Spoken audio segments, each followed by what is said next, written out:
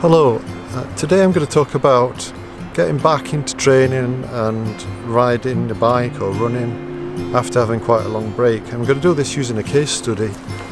I worked with an athlete called Karen. Probably I met her at the beginning of 2017, and we've worked together from that time.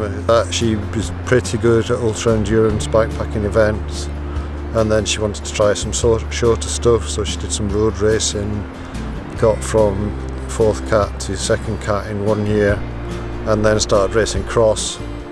So at cyclocross she was getting podiums, not at national level but in local races. So she's quite a good cyclist. And then she got a bit tired and other things took over, so she's had a break and now she's getting back into training. So what I wanted to talk about is how to do that, how best to do that. We're going to do one review of Karen's training each month as she works with us as one of our example athletes. So with the group training plan, we're going to have 4 example athletes. Karen, who I've just talked about, another Karen who's a little bit older, and she's going to do she likes bikepacking.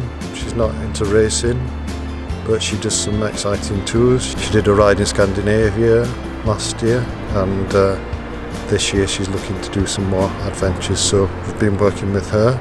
She also does a bit of running. We're going to also work with Matt, who's a hand cyclist, and another thing I've worked with over the years is hand cycling. I coached Karen Dark, who was a silver medalist in London 2012 Paralympics, won the gold medalist in Rio, and she's now hoping to get to Tokyo. Karen Dark won't be a case study, but I just say that to illustrate my background in hand cycling. I work with British Cycling as lead hand cycle coach. And if you're a hand cyclist, then this group plan will work for you. So I certainly recommend you get in touch if you're at all interested, and we can discuss how it might work for you. And what we've done is trying to make the price really affordable. And this is Fernand. He's trying to attack the camera, but I don't want him to knock it over. And then I'm going to use myself as the 4th example, as I'm going to do some mountain bike marathons, and I'm also building back up after a long break.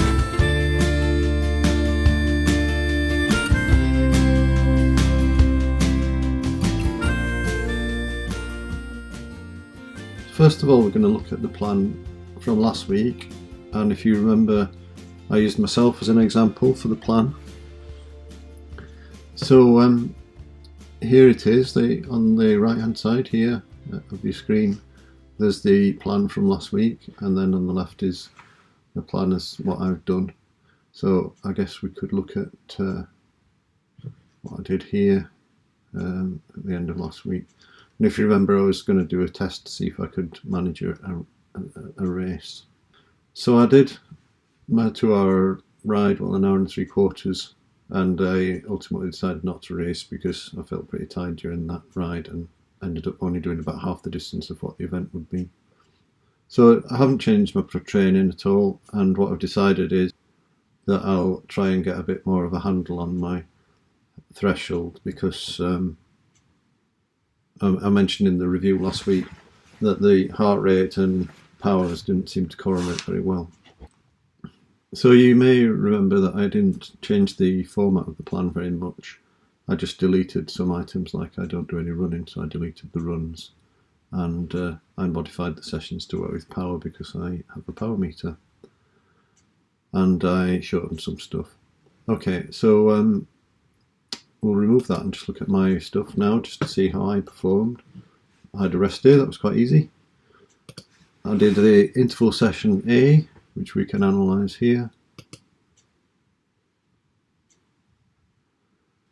And as you can see, I did it on an indoor trainer using Zwift, and it appears that Zwift is setting my target powers at 10 watts lower than I'm targeting them, so I don't really understand why that's happening.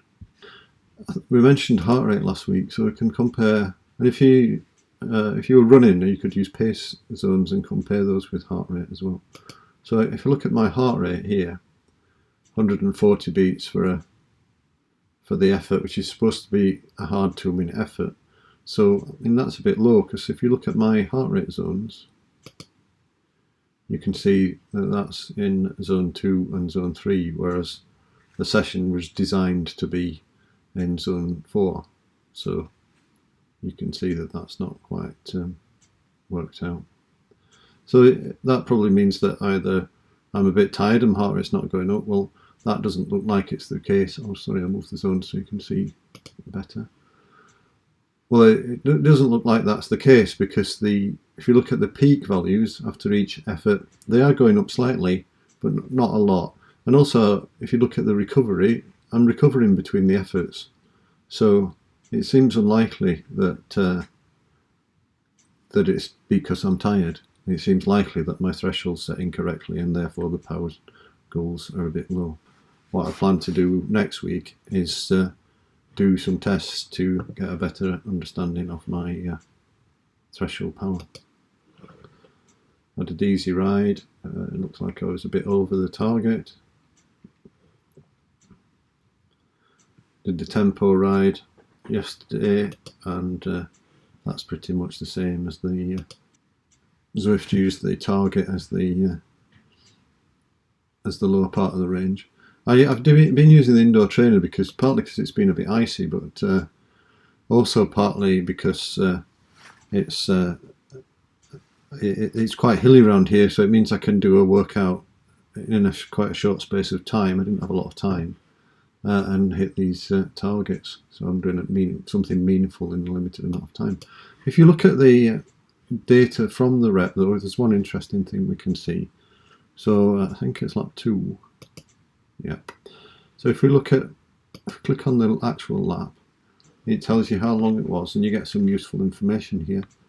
So half an hour, distance isn't meaningful because it was indoors. 32 TSS, that might be of some interest.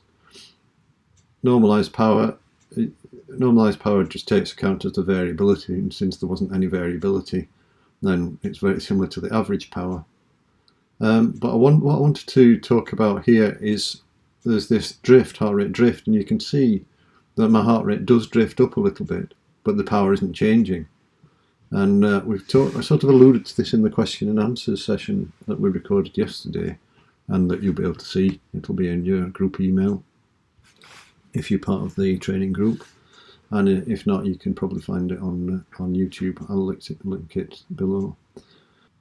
The heart rate drift, the idea is to keep it below 5%, so you don't get a lot of drift in half an hour. But I just wanted to illustrate that if you were training at a constant intensity, power or speed, and your heart rate drifts up, which it will do over anything longer than half an hour, then if this value, which is called decoupling, goes above 5%, it just means you need to spend more time doing that type of aerobic work. The idea is that you build up your fitness to make it less than 5%. So if you look at the home screen, you can see that my phone's -4, so it means I'm carrying a bit of fatigue, and my fitness has gone up to 31. My chronic training load or short-term training's not much higher than the chronic training load, so I'm not really building my fitness very fast, and that's shown in the ramp over the last 7 days. If you look at the dashboard and the performance management chart, which we talked about last week, you can see that actually I am building my training volume up, and just because I've had a week that's not been so stressful, it was designed to be an easier week, I'm still building my fitness. We'll go and have a look at the plan now.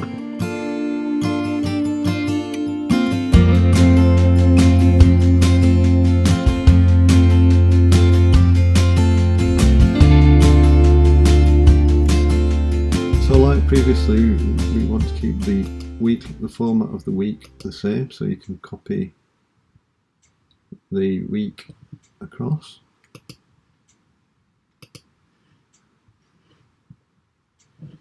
and I'm going to still have these as a rest day, and just move the notes down so that I remember to put them in. Right, so the notes are the same, apart from the interval session may or may not be on Wednesday. That's the main session. So this week was an easier week, and we'll have an easier week every 3 weeks normally. So that would be one hard week will be next week, another harder week the week after, and I'll copy the notes in here to give me a reminder to make this an easier week.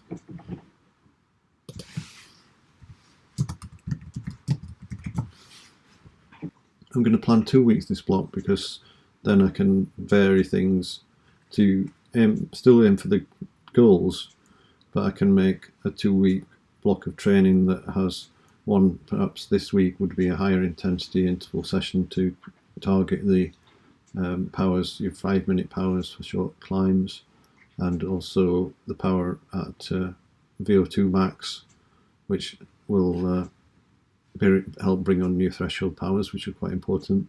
And then something that is more at the threshold sort of level of effort, whereby you're building up your powers at threshold more directly. So this is a session we did in the last block, and that's the 4x8 minutes with 2-minute recoveries. I'm going to leave that in. That's going to be around about your threshold pace. And this session I'm going to change to target your 5-minute powers. So I'm going to make these a little harder,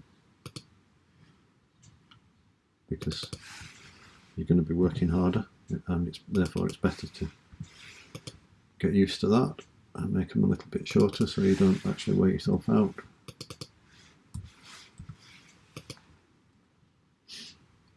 Three minutes recovery is fine. And then the 8-minute efforts, then we're going to change this to do shorter efforts. So I think if we do 1-minute efforts, that'll be quite good. And can split them into 2 sets to make them more manageable. And they want to be pretty much target, very hard. And 1-minute effort and 1 minute off. And we have a bit of so we have some recovery in between. We're going to do 2 sets of 8, which is a bit different to what we've done in the past. But it means that you can focus a bit better.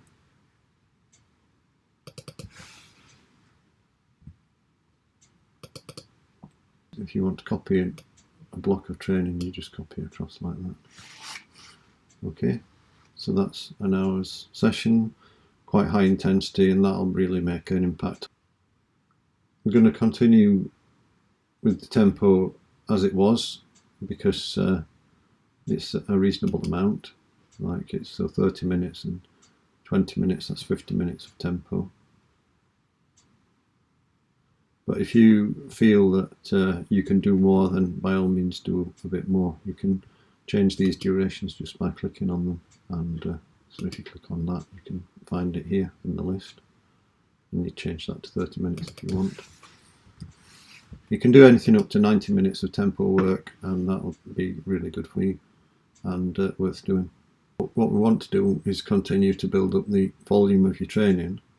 So what we can do is make this tempo A ride a bit longer, and here we've got 1 to 5 hours, so you change it how you want, but we can set it to 2.5 hours here. And here we might make sort of weekend harder, so you could, so by increasing one and reducing the other, you've got 2 medium sort of duration days rather than 1 shorter and 1 longer day. And it's good to mix this up, so that particularly if you're doing something, a multi-day event. So if you wanted to give yourself a 3-day load of training, you could increase, you could do something on Friday evening, and that use your weekend to get a big block of mileage in. So that's the plan for the next 2 weeks, and what we're doing is building up the harder sessions. We've got quite a lot of tempo and really consolidating the training. So now we've got some athletes that work with power, so I'm going to modify the higher intensity sessions to be relevant for power training, and the other training is based on training zones, so that can work with heart rate, power, or relative perceived exertion. So we look at this training session here, and I can copy that and paste it into the same day.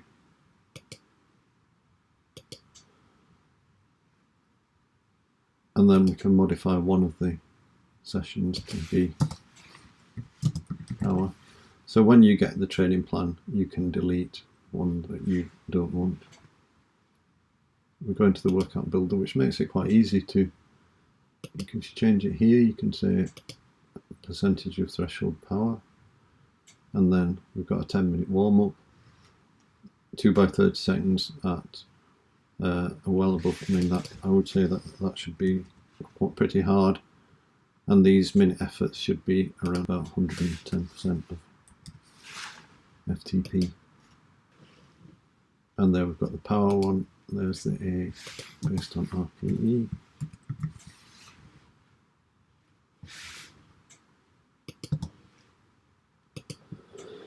And the only other session here where we need to set power zones is on this one, so click on the workout builder again. That's all changed to work with power now. The other sessions are okay. So that's the training plan. So here's Karen.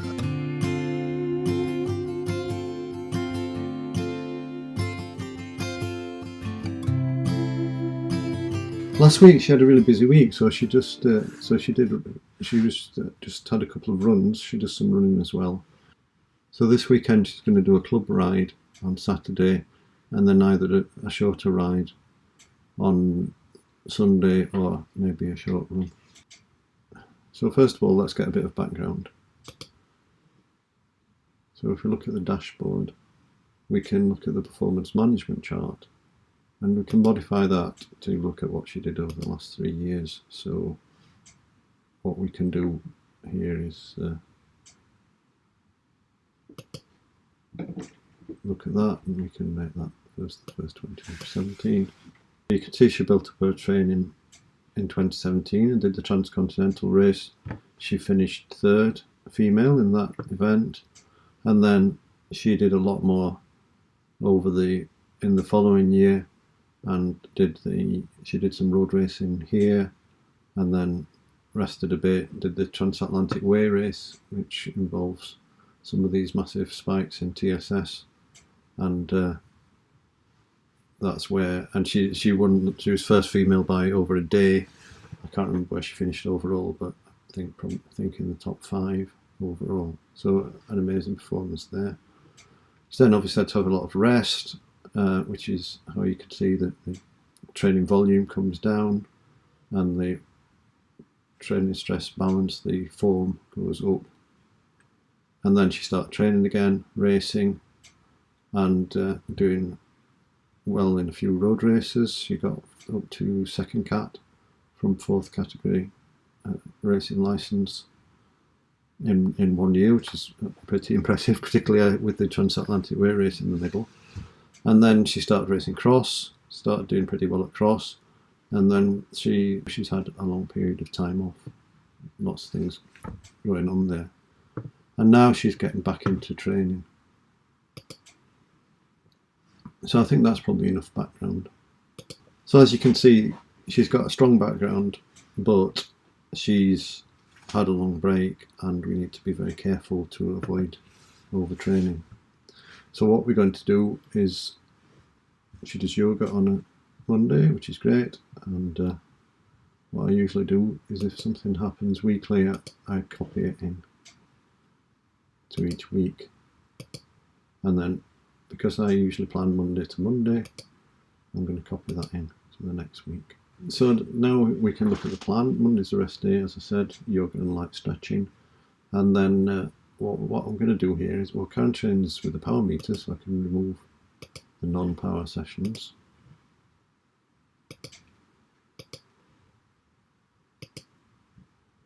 Just so that we can see a bit better where we're working.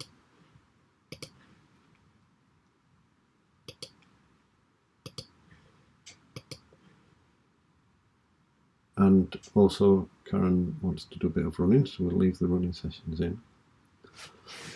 What I want to do here is, because Karen's building up and intensity can be quite damaging, I'm going to reduce this session to 8 by 1 minute, which is still a good session. It'll still make a big difference to her fitness, but it's not going to be as damaging. So Karen's going to do a run and one run and one bike ride during the week, and then one run and one bike ride at the weekends. And the Saturday ride she's going to do as a club ride. She might decide to do a bike ride, so I'm just going to leave that in, but I'm going to reduce the volume down to just 2 hours.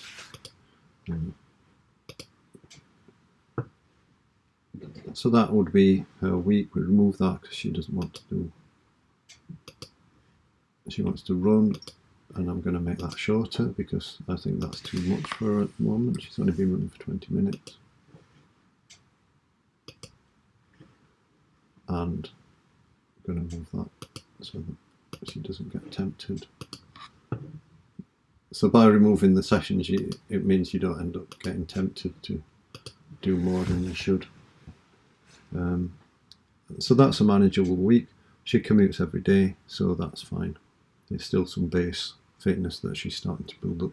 And even at that, if you look at these values at the end of the week, she's going to be at minus 14 in terms of a training stress balance, but still building up the fitness. Look at the next week. I'm going to reduce this again by half, so you can change this to 2.